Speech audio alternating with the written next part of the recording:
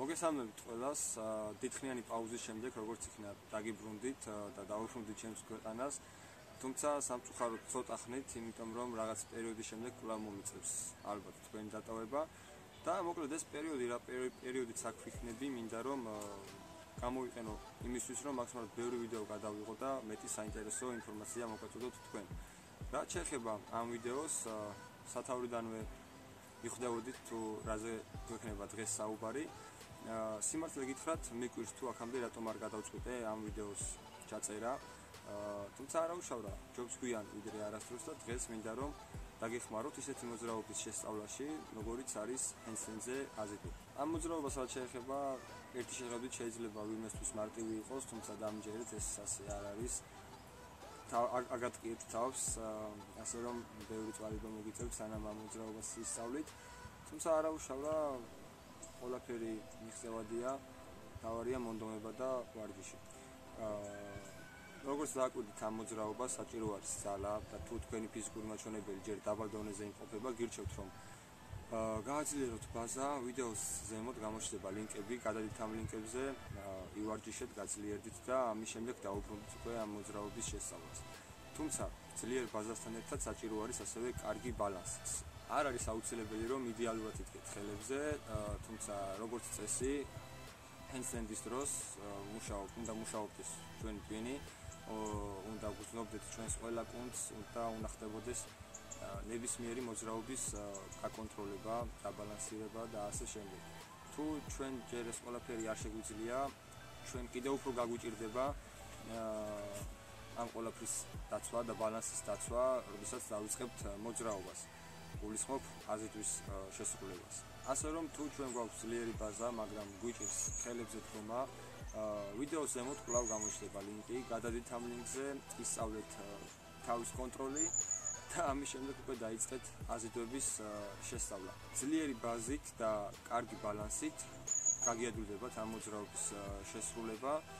პრინციპში უკვე შემიძლია დაგიხვდებოდ კიდევაც და გისურვებთ წარმატებები, იმიტომ რომ რაც არის აუცილებელი, ყველაფერი გითხარით, თუმცა რა თქმა უნდა ამას არ გავაკეთებთ, რომ ჩვენ არ გვისაუბრია კუნთებზე. კი, მე ვთქვი, რომ არ უნდა იყოთ მოდუნებული და რაც უფრო მეტ კუნთს გიცნობთ და მეტი კუნთი არის ჩართული, მით უფრო კარგი იქნება ბალანსისთვის და ზოგადად ამ მოძრაობის შესრულებისთვის. თუმცა ჩვენ გვაქვს ისეთი კუნთები, რომლებიც ასე ვთქვათ, მთავარ როლს ასრულებენ ამ მოძრაობის შესრულებისას. ესენი არის მაჯა, ტრიცეპსი, მხარი, ზურგი და წელი. ასევე ჩართული არის მკერდი, პრესი და სხვადასხვა კუნთები, თუმცა ამ მომენტისთვის გვჭირდება ეს მთავარი კუნთები, რომლებიც ზემოთ ჩამოვთვალე. მათი გაძლიერება შეგიძლიათ ცალკე. არ გულისხმობ საბაზისო ვარჯიშებს, რომლებსაც შევასრულებთ მაგალითად ჰანტელით, შტანგით და ასე შემდეგ. მე მათ საწინააღმდეგო არაფერი არ მაქვს, უბრალოდ ვინაიდან და რადგანაც ჰენდსტენდი მოითხოვს საკუთარ წონასთან მუშაობას, უმჯობესი იქნება თუ ისეთ საბაზისო ვარჯიშებს შევასრულებთ, რომლებიც იქნება საკუთარი წონით შესრულებული. აქედან გამომდინარე, პრიორიტეტი იქნება ძელი, ორძელი, ძირს აზიდვები და ასე შემდეგ. მოკლედ ყველა ის ვარჯიში, რომელიც შესრულდება საკუთარი წონით, იმიტომ რომ ჩვენი კუნთი უნდა მიეჩვიოს იმ წონას, რა წონასაც ვიწონით ჩვენ და არა იმ წონას, რა წონასაც იწონის მაგალითად 15 კილოიანი ჰანტელი. იმედია მიხვდით ხო ამ რას გულისხმობ, რომ საკუთარი წონით შესრულებული ვარჯიშები უფრო მნიშვნელოვანი არის ჩვენთვის. ასევე კარგი იქნება თუ ჩვენს ვარჯიშებში ჩავთავთ დამატებით წონებს, ოღონდ რას გულისხმობ, მაგასაც აგიხსნით ამ დამატებით წონებში. მაგალითად ჩვენ ვიწონით 70 კილოს, დავიკიდებთ 10 კილოიან ბლინს და ასე გავაკეთებთ ორ-ძელს. გამოდის რომ კუნთი ეჩვევა არა ჩვენ 70 კილოს, არამედ უკვე 80 კილოს. შესაბამისად, პროგრესი უფრო სწრაფი იქნება, ასე რომ გირჩევთ რომ გამოიყენოთ ეს დამატებითი წონებიც, ოღონდ ეს არ ეხება დამწყებ სპორტსმენებს, რომლებსაც ჯერ უჭირთ აწევები, ძელზე, ორ-ძელზე და ასე შემდეგ. მათ ჯერ საკუთარი წონით ივარჯიშონ, ამის შემდეგ კი უკვე როდესაც მოძლიერდებიან, დაიწყონ უკვე დამატების წონებით ვარჯიში. მოკლედ, საბაზისო ვარჯიშებზე ვისაუბრეთ, რომ საკუთარი წონით შესრულდეს, ასევე დამატების წონებთანაც გავარკვიეთ ყველაფერი. თუმცა ჩვენ გვაქვს ისეთი ვარჯიშები, რომლის შესრულების დროსაც აქცენტი კეთდება უშუალოდ იმ მოძრაობაზე, რა მოძრაობაც გვინდა რომ შევისწავლოთ. Რა თქმა უნდა, მე ამ ვარჯიშებს განახებ მუსიკის ფონზე, თუმცა აქვე გეტყვით, რომ ყველა ეს ვარჯიში არის მარტივიდან რთულისკენ და ასე რომ ნაბიჯ უნდა მიყვეთ ამ ვარჯიშებს. მისვლების და გამეორების რაოდენობა ეს ძალიან თქვენზე არის დამოკიდებული. ასევე გაითვალისწინეთ ისიც, რომ მე არ განახებთ პროგრამას, სავარჯიშო პროგრამას, ეს არის მხოლოდ ვარჯიშები და ეს ვარჯიშები თქვენი სურვილისამებრ უნდა მოვარგოთ თქვენს სავარჯიშო პროგრამას. ნუ მოკლედ მე მგონი ყველაფერი თქვი, რაც იყო საჭირო. ახლა კი დროა უკვე განახოთ ვარჯიშები და როგორც გითხარით, მუსიკის ფონზე ნახავთ ყველაფერს და იმედია რომ გამოგადგებათ. იმედია კი არა, დარწმუნებულია რომ გამოგადგებათ.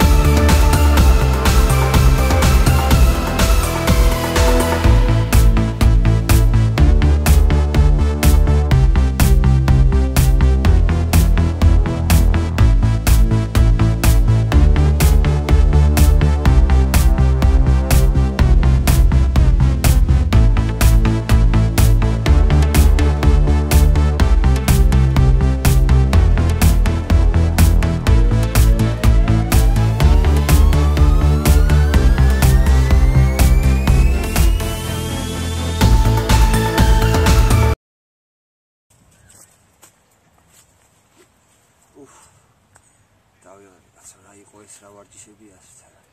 ხო, აქვე დამავიწყე მე თქვა. ამ ვარჯიშებმა იცის თავის ატკიება. ზოგადად ხელებზე დგომა იცის თავის ატკიება, ასე რომ არ შეგეშინდეთ ეს ყველაფერი არის მიჩვეოდი. მთავარია უბრალოდ ძალიან ხშირად ვივარჯიშებთ და დაიკრიფთავთ მაქსიმალურად თავს. და ასევე შეეცადეთ რომ თითო პირველივე მისვლაზე ბოლომდე დაიხარჯებით და ისეთი მისვლების რაოდენობა გააკეთეთ რომ ბოლომდე არ მოკვდეთ და სხვა ვარჯიშებზეც გეყოთ ძალა და ენერგია. მოგლეთ, გისურვებთ წარმატებებს, იმედია მოგეწონებათ ვიდეო. მე გეგმავ სხვა ვიდეოების გადაღებასაც, სანამ აქ ვარ, თქვენთან ვარ, ასე რომ დროებით შევხვდებით კიდევ რა თქმა უნდა. კამერაზე აწუც და შემხელა ობობა. ნამუსი არ გაქვს შეკაი კაცო. კიშ, კეთ, აიდე.